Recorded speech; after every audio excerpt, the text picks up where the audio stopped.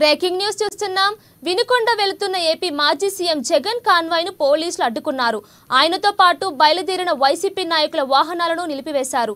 నడి రోడ్డుపై హత్యకు గురైన వైసీపీ కార్యకర్త షేక్ రహీద్ కుటుంబాన్ని పరామర్శించేందుకు వైసీపీ అధినేత జగన్ వినుకొండకు బయలుదేరారు. వర్షం కారణంగా రోడ్డు మార్గం ద్వారా బయలుదేరడంతో ఆయన వెంట వైసీపీ మాజీ మంత్రులు, మాజీ ఎమ్మెల్యేలు సహా ఇతర నాయకులు పదుల సంఖ్యలో కాన్వాయ్లతో బయలుదేరారు. అయితే వీరందరినీ పోలీసులు ఎక్కడికక్కడ రోడ్లపైన నిలిపివేశారు.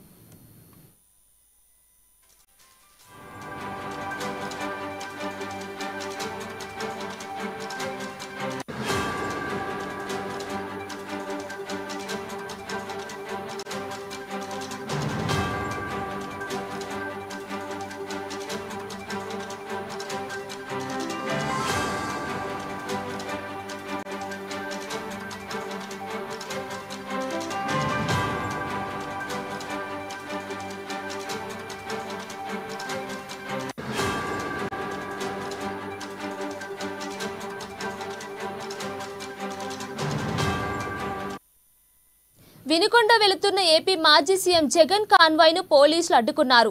ఆయనతో పాటు బయలుదేరిన వైసీపీ నాయకుల వాహనాలను నిలిపివేశారు. నడి రోడ్డుపై హత్యకు గురైన వైసీపీ కార్యకర్త షేక్ రషీద్ కుటుంబాన్ని పరామర్శించేందుకు వైసీపీ అధినేత జగన్ వినుకొండకు బయలుదేరారు. వర్షం కారణంగా రోడ్డు మార్గం ద్వారా బయలుదేరడంతో ఆయన వెంట వైసీపీ మాజీ మంత్రులు, మాజీ ఎమ్మెల్యేలు సహా ఇతర నాయకులు పదుల సంఖ్యలో కాన్వాయ్తో బయలుదేరారు. అయితే వీరందరినీ పోలీసులు ఎక్కడికక్కడ రోడ్లపైన నిలిపివేశారు.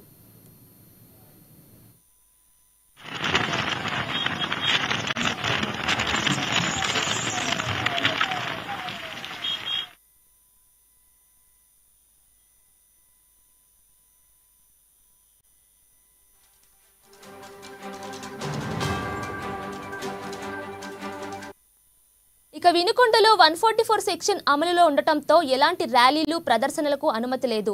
దీంతో మాజీ సీఎం కాన్వాయ్ను పోలీసులు ఆపారు.